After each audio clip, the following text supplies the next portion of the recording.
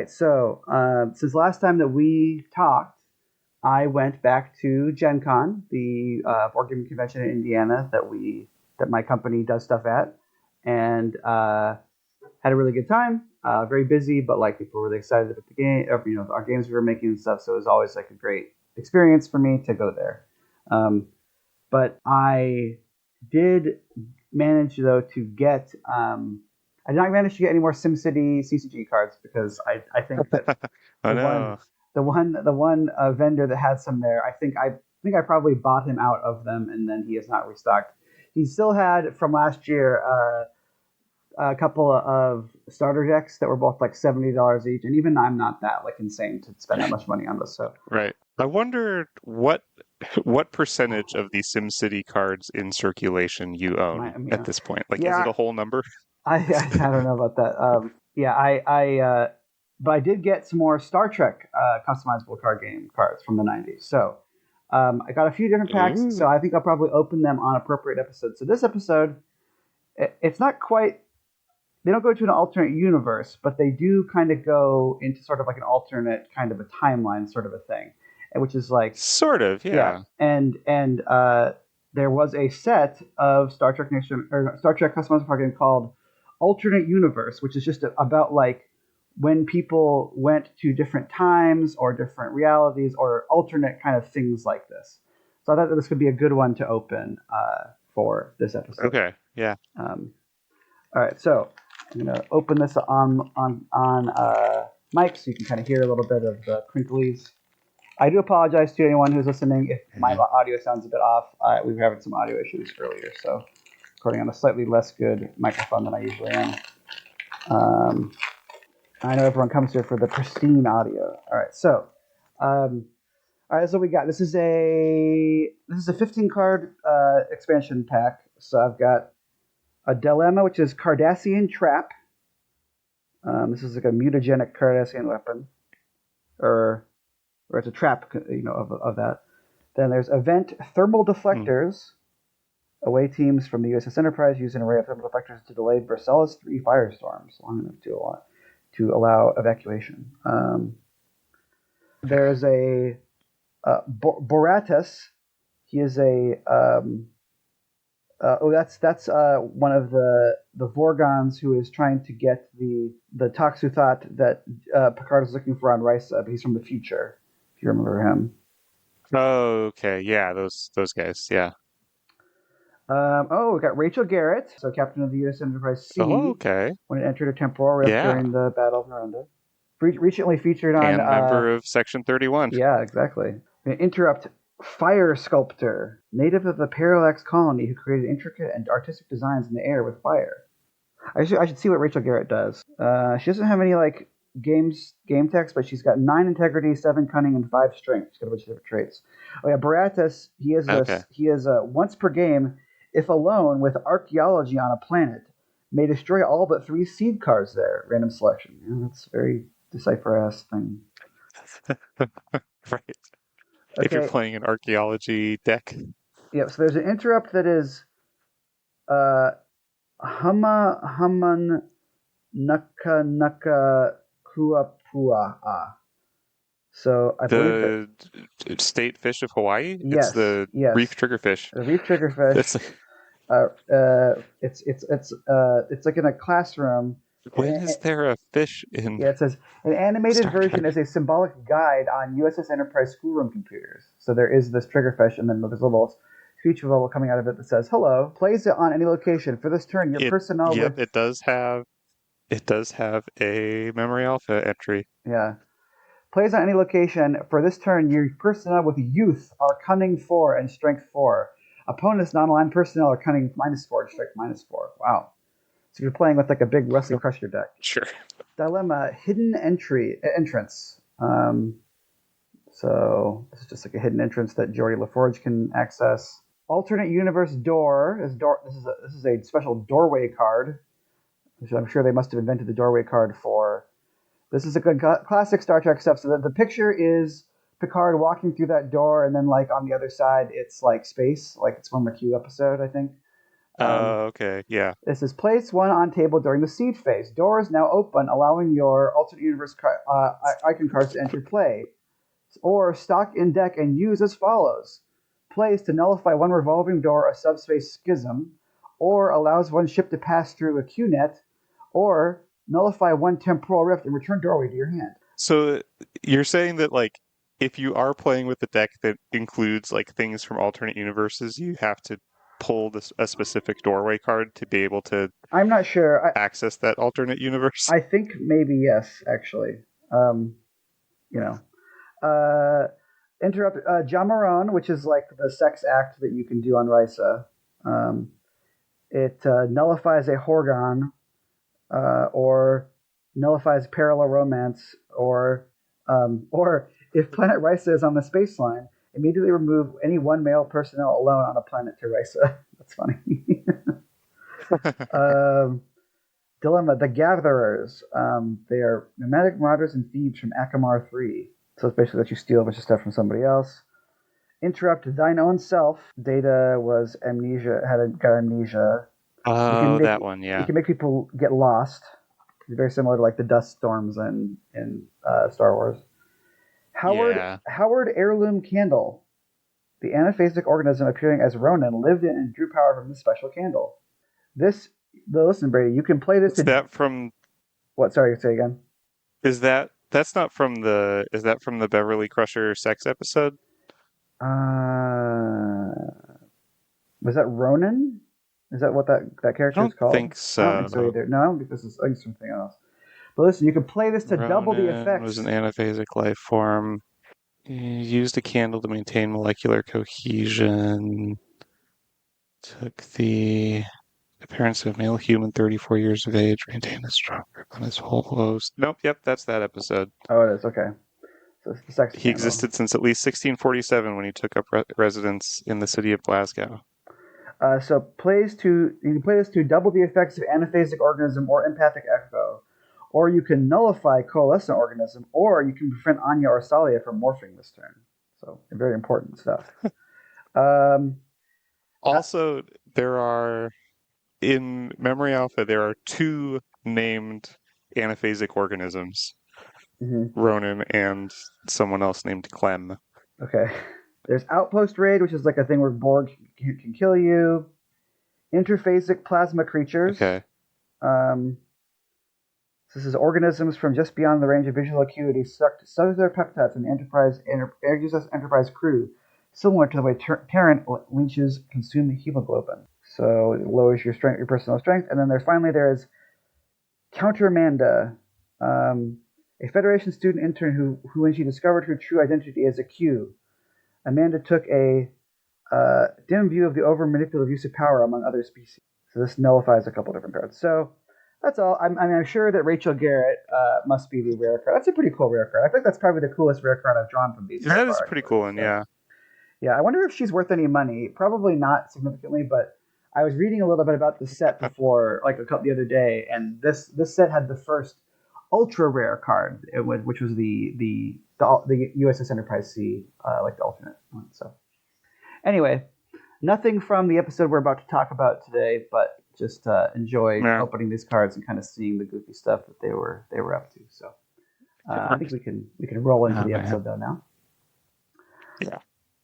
Hi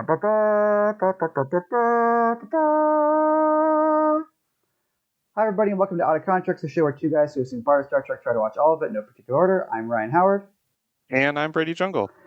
And today we're talking about Things Past, which is Deep Space Nine Season 5, Episode 8. It is written by Michael Taylor and is directed by LeVar Burton.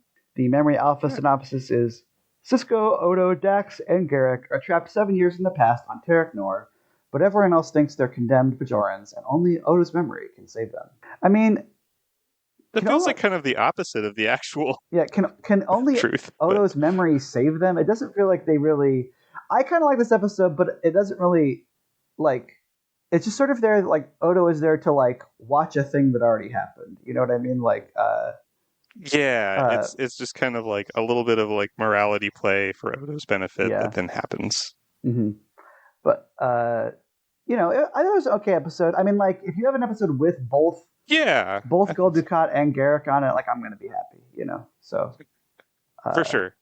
Yeah, this was I guess when we get to like the Ducat scenes, it I did get thinking about some stuff with Ducat, yeah. but Well, yeah. um Why don't you take us in to the episode? sure. The episode starts with so it's Cisco, Odo, Garrick, and Dax are all on a shuttle together coming back from Bajor to Deep Space Nine. And I think they were all at were they all at the same conference that Garrick is talking about? Uh, That's kind of the impression I yeah, I got. believe so. Where Garrick was doing some kind of lost cause revisionism history. It seems a little bit. Right. This is an interesting, I don't know. I feel like I mean I guess this episode probably kind of intentionally like sort of shows darker sides of a lot of characters than you're Yeah. kind of used to seeing on Deep Space Nine. Like I think especially Garrick, Mm-hmm. maybe just like from what I've seen, but like yeah. But I think like a bunch of different people, you kind of see like another side of them that you like kind of don't really think about very much. But anyway, so Garrick was I don't understand why, but Garrick had like gone to this Bajoran like historical conference and was kind of trying to, you know, like I just want to bring Uh, some things up for consideration. yeah. I'm Well, I think just he yeah, gave what's like the phrase? he gave a talk. I don't know why he was giving a talk, considering that he is just Yeah, a simple tailor and doesn't have any actual direct right. experience with any of the stuff that he's talking about. But Of course not. he says he wants to give he wanted to give like a dispassionate historical view. Yeah, of just like was the Cardassian occupation of Bajor good actually? Yeah, or like it wasn't that Like bad or very whatever. very like I'm just asking questions. Yeah. Like What um it's interesting because it's like I do think that uh you do see over the course of the show. And I know this is like not a show you have like watched front to back, but like you see both like Garrick and Gul Dukat. You sort of like really get this like insight into their characters, and they are very similar in a way, where both of them kind of start out being like, well, like it, like sure, I understand why people wouldn't like being occupied or whatever, but like it wasn't that bad. It is very much like, right. well, they treated the slaves well on the plantations, like that kind of a thing. Like it's a very kind of like Yeah. giving a tour of like a plantation from like a point of view that's like a shitty point of view that is like sympathetic to the slave owners or whatever. And Yeah. and it's like I know people like that. I've met people like that in my life, and it's interesting because like there are people. I think all these people are wrong, and I think it's a very harmful thing to think.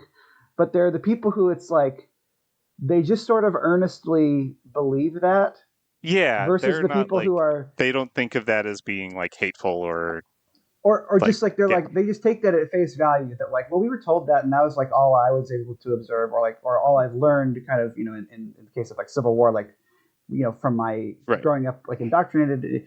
And then there's people who are like, oh In my no, like life packs. you're using this as like an actual cover to be like actively intentionally racist, like, and you sort of, and so Right. like I think that over time it's like Garrick, you sort of see that he's less innocent than he maybe is making himself out to be, but also he goes on a journey of like realizing that like he does need to kind of like actually go away from this stuff.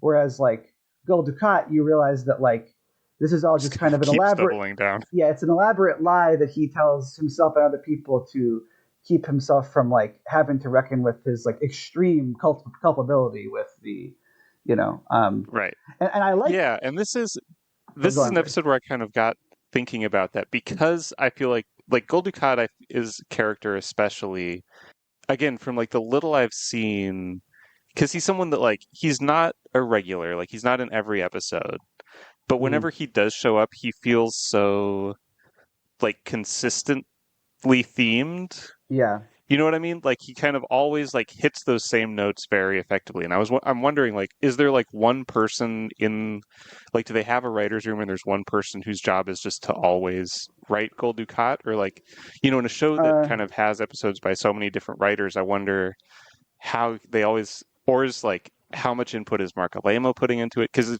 it feels like he's just always yeah, nailing, like in this episode especially, that kind of like he truly believes the like complete nonsense that he's spewing about like I'm the good guy yeah, actually, and like this like like this is a good thing I'm doing. Other people keep messing it up and that's why bad yeah, things are happening, but like yeah. It's like I have I'm to trying to punish these be, people. Yeah, yeah, I yeah, yeah, it's I don't think they had a consistent writer for him, but I would say that like my understanding of this show is that like it is more. I don't know how true this is, but that's my what I've always kind of like read is it seems to me that like this show was more show run, for lack of a better term, than like some of the other shows, where mm-hmm. like I think that like Berman and our Stephen Bear were kind of like not necessarily taking passes, but maybe like, but they were certainly kind of like they had a little bit more of a consistent sort of like show bible in terms of like what they wanted the characters to be like and like how they wanted the story to go, whereas like as opposed to like Yeah.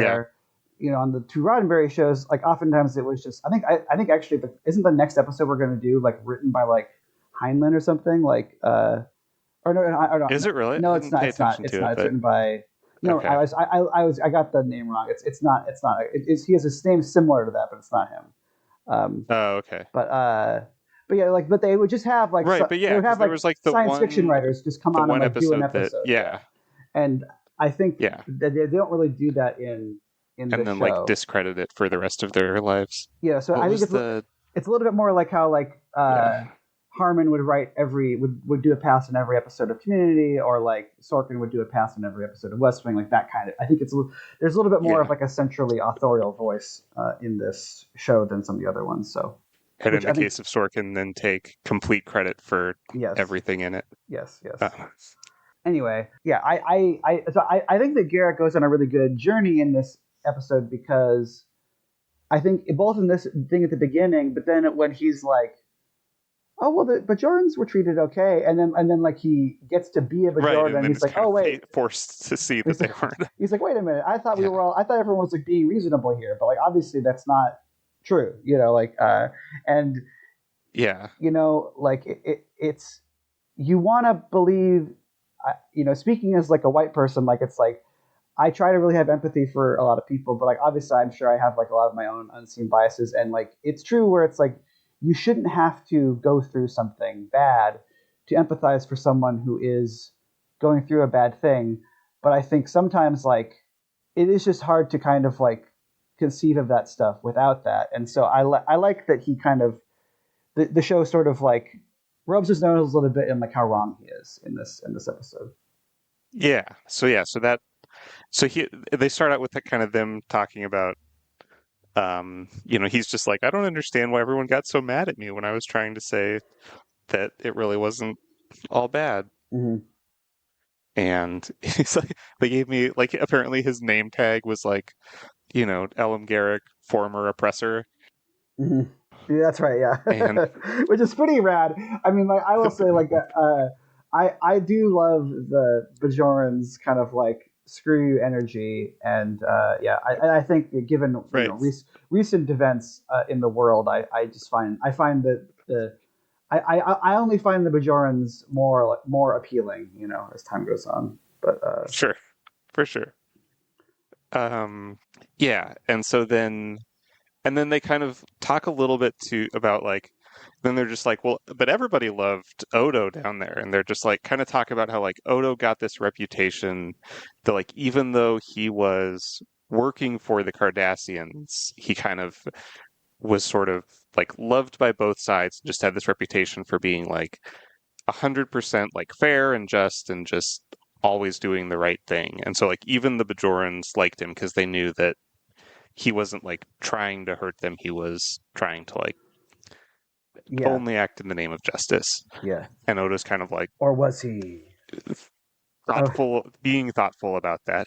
yeah, yeah. Um, and then, so then I think the next thing we see is like we like cut then we're on Deep Space Nine, right? Because then it's Worf in ops, and they're just like their shuttle is sort of then just kind of floating in space, and Yeah. everyone on it is unconscious, and so they beam on and rescue them, and like Bashir takes them to sickbay, and he's like they're all unconscious, they all have kind of this like brain activity, but there's nothing we can do to wake them up, and it's like I'm gonna like kind of occasionally throughout the episode they'll cut to like Worf and Bashir in sickbay, and Bashir's just like, I still don't know what's going on, but I'm working on it.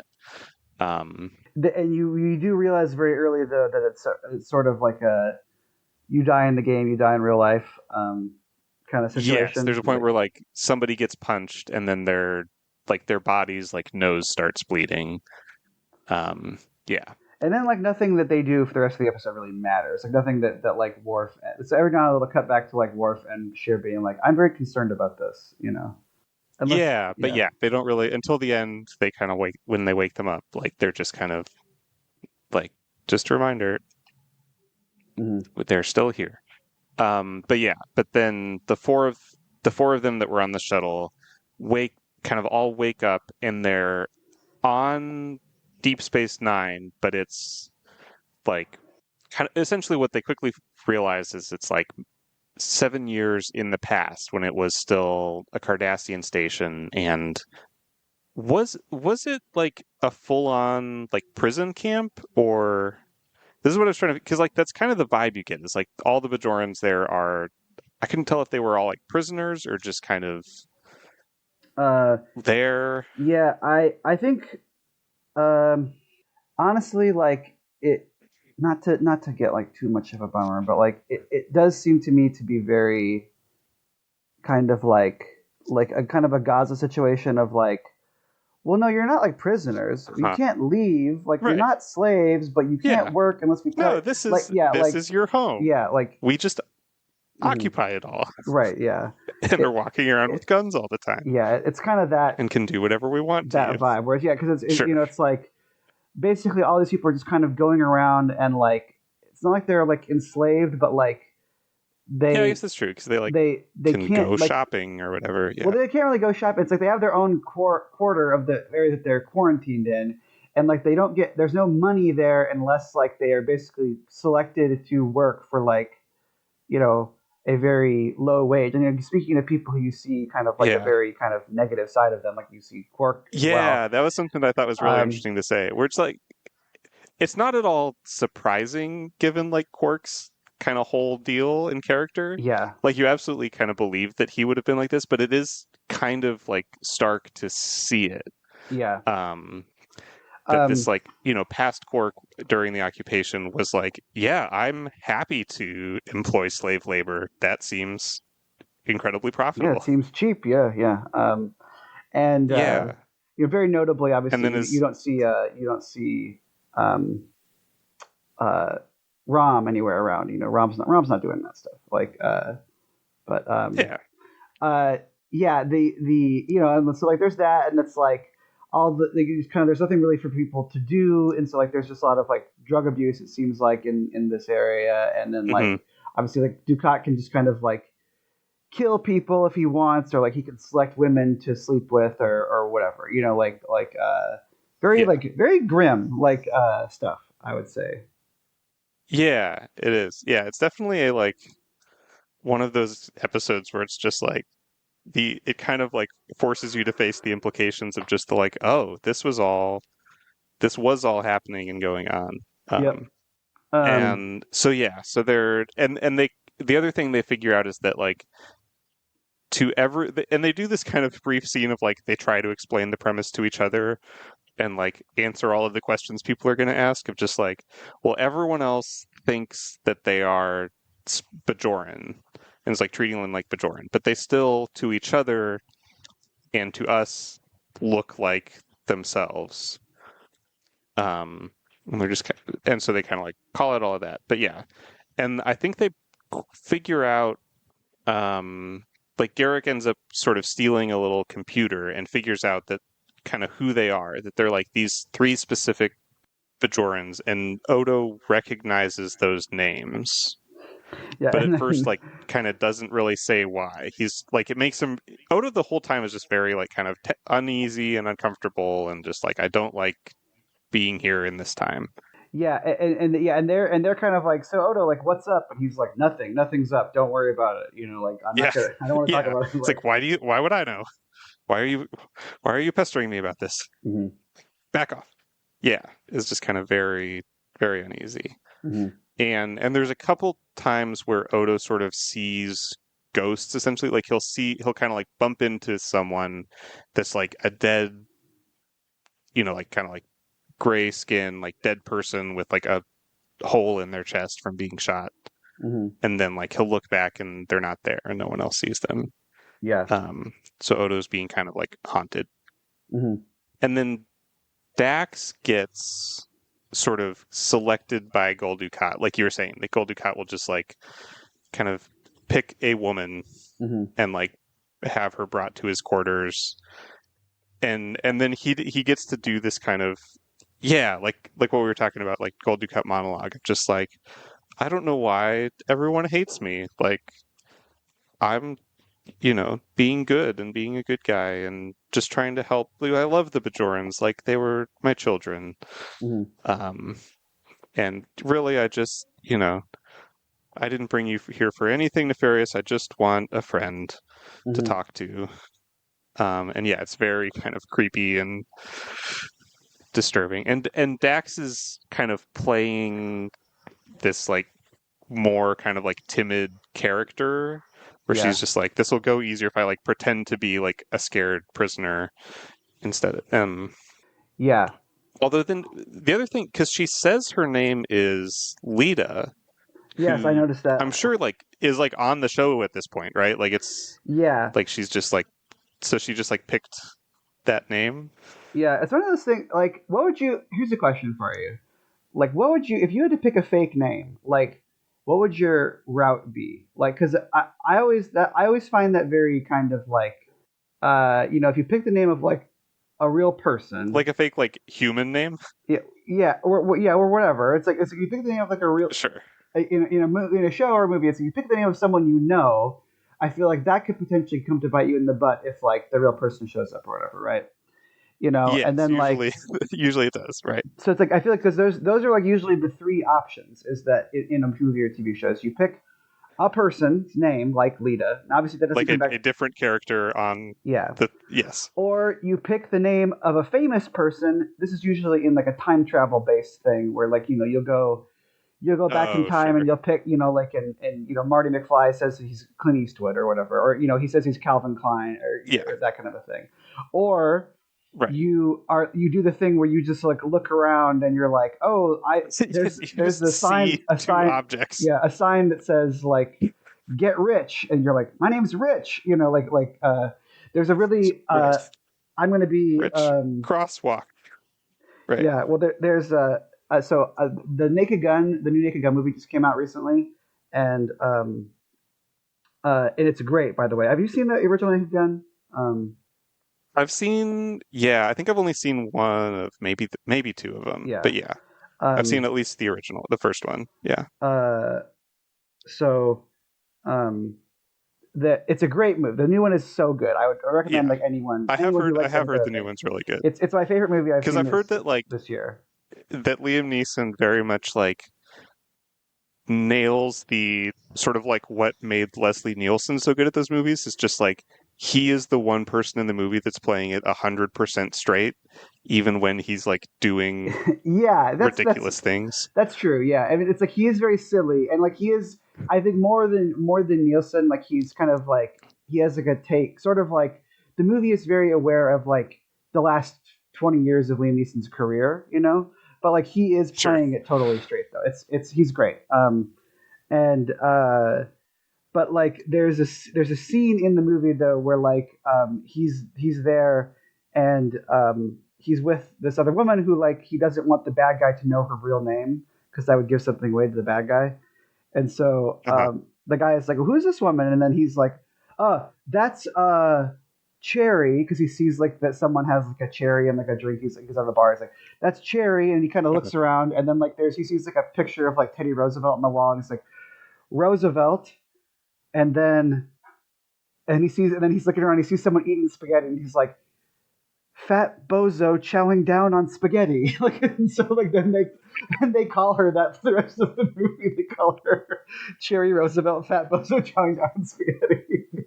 It's so good, but Nice. I don't know. I think I would just have to be thinking about that. If I was ever in a situation where I would like want to say like a fake name, I think I'd have to be like, I'm Roger, or something like that. Like I would have to have like something ready where like it wouldn't be Yeah, I feel backfire like on I me, would just like, yeah, I think I would have to take the strategy of like just picking like two of the most common first and last names, but then I'd be worried I wouldn't remember. I'd be like, I'm Steve Johnson. Yeah. Well, that's Um, that's like the one joke that which, I still remember fondly from Big Bang Theory is that someone's like, "Guess who I ran into today?" And then Sheldon says, uh, I think he says Muhammad Lee or something like that, because he was just like, those are the most common first and last oh, names on Earth. so you're And gonna it's like guess obviously like no one something is named Muhammad Lee, but like that's just like Lee. the kind of the Nice, average guess, which I think is pretty funny. right? Uh, That's solid. yeah. That's good. Yeah. Have you ever watched any of like the Dropout uh like D&D No, no. videos? So there's one that they do that's like it's sort of a like film noir type setting, Hmm. and and I think like the first episode, one of the players like is like going and kind of like is like the sort of like dame that's introducing herself to the detective or whatever, and he's like, what's your name? And she's like, my name's Stacy, fake name. Yeah. And and it becomes this sort of like running thing through Yeah. the show where like they end up meeting people whose names are actually fake name, Yeah. because like anytime anyone has to like come up with a fake name, they're just like, it's fake name, and they're just like, oh, are you related to Stacy? Yeah. Of the And of the of uh, the of the Fanderel fake names. right. Yeah. In 30 Rock, one of the characters, like his last name is like Last Name, or so it's like there's a bunch of like accent marks, but it's just his last name is his name. Oh, But okay. Yeah. anyway, Anyway, yeah, we can keep going. But I um, just fake yeah, names. yeah. Yeah. So Dax has a couple of, I think, scenes where Gul Dukat is just like being all Gul Dukat-y. Hmm. Um, and then they uh they get, yeah. So then there's the scene where the other three are in prison, and then Quark kind of comes up and he's just like, congratulations, like you've been selected to work for like 1 cent per hour or whatever, Hmm. just like cleaning my bar. And then he kind of like insults them a bunch while they're walking to the bar, and like Cisco and Odo are just like, so I wonder if it would mess up the timeline if we just like beat Quark to death. Yeah. And they're just like, that's worth trying. Yeah. But nothing ever really comes to that. But they kind of have a fun little scene. And so Yeah. then while they're in the bar, again, like kind of you're sort of starting to see this kind of beginnings of this journey with Garrick, where he's just he's complaining because like he's like having to do this kind of dirty manual labor, and he's, I think, says something of just like, I didn't think that this was what the occupation was like for the Bajorans. And Yeah. but then he kind of follows it up with something along the lines of just like, well, like, but Bajorans are, what's the line? Bajorans are much more suited to Yeah. servile work like this than Yeah, we are. very, yeah, very. Again, just very, very Southern apologia language. And so is still kind of in that, just like, yeah, but like they're better at this. Like, this is more up their alley than us. And then I think it's that same scene where someone's just like, I don't think Kira would like to hear that, and he's like, well, there's exceptions, and like different people are different, but yeah, it's kind of that still has that kind of very deep rooted uh, racism going on. Yeah.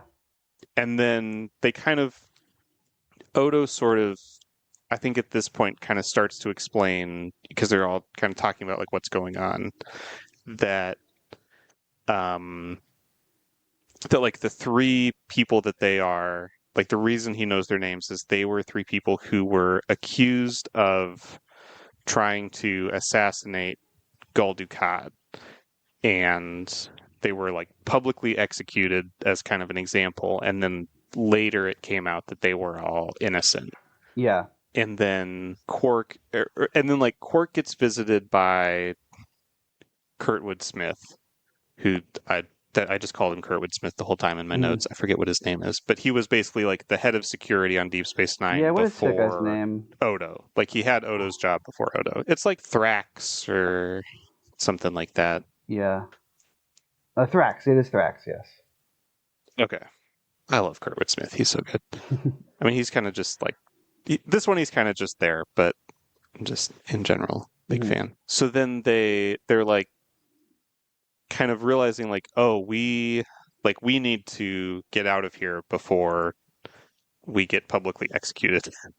And so they do this like signal that I think, is it Cisco that knows it because Kira told him, like it's kind of this signal that you do in like the Bajoran Quarter that lets the resistance know that you want to meet with them. And so then they're all Yeah. kind of sitting at dinner, and um Garrick Garrick is just like, well, that's a stupidly obvious signal. Like if I were in charge of Deep Space or of Tarek Nor, like I would have obviously like seen that, but clearly like Ducat was an idiot and too kind of obsessed with his own stuff to pay attention to have like caught this. And you get kind of this sense of like jealousy of like that Garrick kind of thinks he should have been much like higher up in the Cardassian ranks and like Yeah.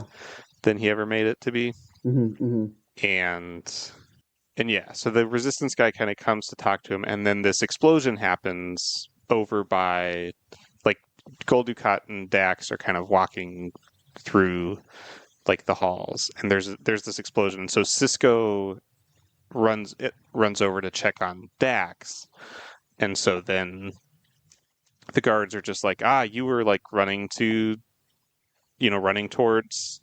Ducat to try to kill him, and so like the three of them get kind of rounded up and put in prison. Hmm.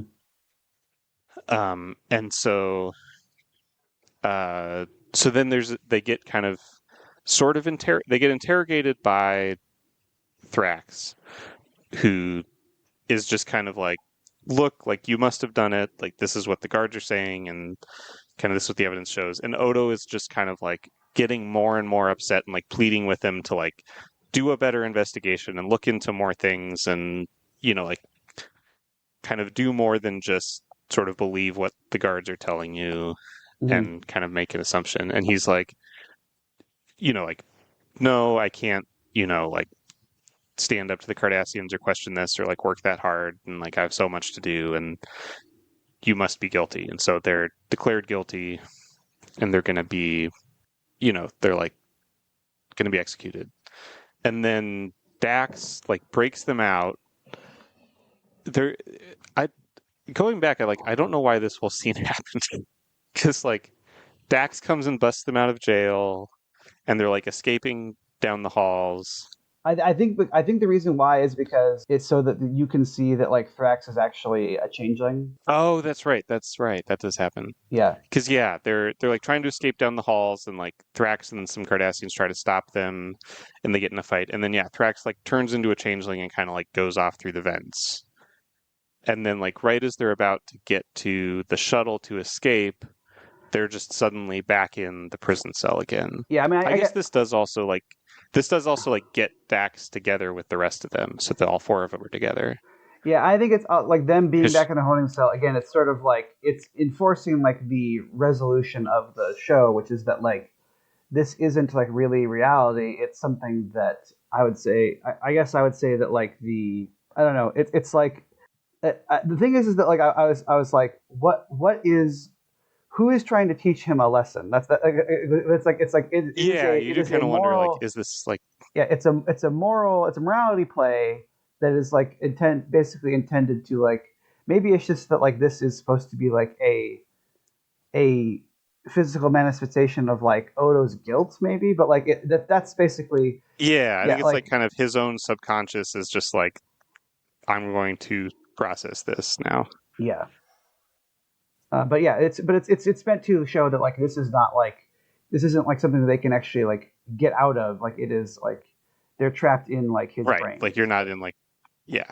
Yeah, it's not like a simulation that someone's running or that. Like it's, yeah. Yeah. Um, so yeah, they're back in prison and then they're like about to be executed. Hmm. And Odo has this moment where he like meets up with, like he talks directly to Thrax and he's like, this is all wrong. Like you weren't the like head of security at Deep Space Nine when this happened. Like I was. Like I was the one who rounded up these three people and decided they were guilty and condemned them to be executed, even though they were innocent. And like it was my mistake, and I should have, kind of like goes through all of this guilt of like what I should have done different and what I found out later. Well, yeah, because Um, he did basically. He's like, I didn't really like, because it's like when they're basically, it's like, don't you get it? Like we didn't do this. Like if you do any kind of cursory investigation, you would have, yeah, instead of just relying on like purely circumstantial, not even very reliable evidence, you would know that this didn't happen.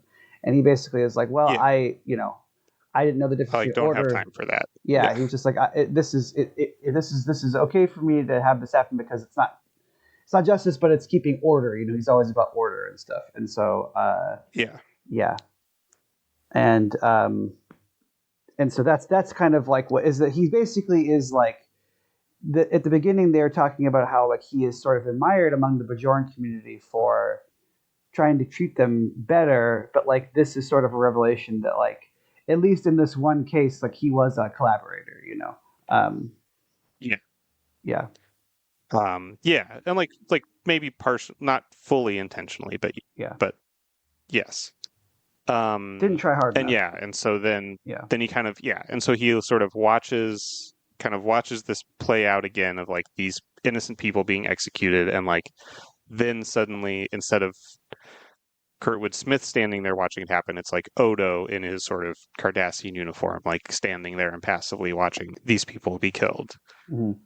And then they all kind of wake up back on Deep Space Nine, and sort of the explanation is that they like the shuttle hit some sort of plasma storm that like activated something in like Odo's changeling Uh, brain yeah, it's like they ness, yeah like when the power whatever. But yeah, but basically he tried to kind of create the Great Link, um, but there weren't any other changelings, so he like his subconscious sort of like linked with the other people in the shuttle and kind of forced them all into his own like this sort of like memory like subconscious thing that he was having. mm, yeah, so it's just sort of like at the end, Bashir's like, "This is what happened. Like something happened to you, so you could do a Star Trek episode." Yeah. Like it's pretty. Yeah, but basically like it was all in Odo's brain. Mhm. They were all like in Odo's mind palace the whole time. Yep. Um and then there's I don't know. So there's because and by this point I was kind of starting to feel like they were maybe blowing it a little bit. Like it's obviously a bad thing that happened. And again, I think the episode does a good job of showing like this was just like a bad time for everybody all around, and like Hmm. even the people that like we like on the show were not like fully innocent during that time, Yeah. and like were in some cases like actually pretty bad. Hmm. But then like there's the scene with Kira at the end where Kira like comes to talk to Odo and she's just like, I don't, I'm like, I don't know that I can get over this or forgive you, or like, and Hmm. Odo's like, I don't know that I can forgive myself. And it's just like, I don't know. It feels a little naive, I think, to have like before that thought like, oh, he never like this cop never made a mistake, like never Sure. wrongfully accused anybody. Like to find out that he did it one time. Mhm. Like, yes, it's really bad and like innocent people died, but like I don't know. It's not like he was, Yeah, yeah. like I mean, I knew. get It's not like he knew they were innocent and like had them killed. It's just like he did a bad job, and like he didn't yes, the care. stakes were high and the consequences were bad. Yeah, I don't know. But I I mean, don't I know. think I guess it's it's just bad. like Yeah, it's treated as this like unforgivable thing. It's just like I don't know. Maybe I'm the like cynical one of just like. I mean, I feel like you could have assumed that happened at some point. yeah. I I don't know. mean, it's funny because I do think it's bad, but like sort of the show almost doesn't quite know how to treat it because like Kira's like this is like the worst. I can't bbelieve this, and then she's like, Yeah, and which just then feels a little bit well, but too then like much. she's immediately though like, yeah, but I didn't say some things I didn't really want to do either. So like, I don't know. Did you do this again? And he's like, I hope not. And then like the episode ends, and I don't really think anyone ever talks about it any again. So it's sort of like the show's like this is Right? so bad, but not that bad because we do need to still him to be like a protagonist of the show. You know, like and so it kind of like Sure. it peters out a little bit, but I don't know. I mean, like it's just some character stuff. I liked it. I mostly Yeah. liked. You know, we talked about it a little bit at the beginning, but like I liked the Cardassian stuff in this quite a bit. I think the all the Ducat scenes where Yeah. he's just so vile. Like and he's so vile, but like in a way where Yes. he thinks he's like so smooth He and fully like believes his yeah, own. yeah, Yeah. yeah. And it that stuff I just thought those scenes where you do it's like you know, Dax is like playing a part, but you can also tell that she is like scared. She like knows that like this guy is like no good and that Yeah. like Like he easily could. yeah, Yeah. she knows that he's no good and that like the scariest thing about him is that like he doesn't think that like he's just like you know he'd do anything like and that stuff I thought was really effective so Yeah. yeah I liked that stuff quite a bit Yeah. but yeah is there anything else you want to talk about this one I think this is a good chat this is a good episode I don't know if it makes 100 but I liked it Yeah. I was kind of wondering like at a couple different points during it because like I still haven't seen past tense, but hmm like from what I know of that, a lot of stuff kind of felt similar to me. I was wondering like how it kind of compares. But I'm reminding myself of past tense. which is Oh no, this the is like Gabriel Bell one. no, it's not. Isn't that what's that one called? Or That's it's like it's not really like that. Yeah, it's past tense. You're right. Yeah. okay. Um, Because I like mean, I there's just guess elements it's of it of just like oh they like go back in time and they're like they are other people and those they know that those other people died and well, that's the thing is that it's not. They're not really other Dax gets kind people. of taken away to a different time the whole My time. memory But is not that they're other people. My memory is that like Cisco basically is Gabriel Bell, at least for the purposes of like it's a thing of like there was a Gabriel Bell, but he died, and so then to kind of maintain the timeline, like Cisco's like, my name is Gabriel Bell, and I did the Bell riots, oh basically. okay So it's sort of like a causal type thing. Those episodes are so good. So okay one day we'll watch those. Um, but yeah, no, it's a yeah little different, but I could see the kind of similarities certainly. So fair enough. yeah, well, thank you everybody for listening. We come out every other week. In a couple weeks, we're going to be back with Wink of an Eye, which is the original series, season 3, episode 13, which is not written by Heinlein. Sorry about my confusion there. You can also check us out on Blue Sky at Contreks. You can email us at outofcontreks@gmail.com. You can visit our website at outofcontreks.podbean.com, or you can follow us on YouTube at Out of Contreks. Contreks is spelled Contreks.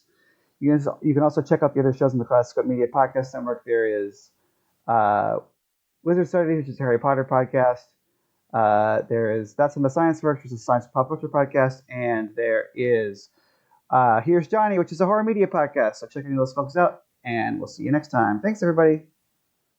Thanks everyone. Bye.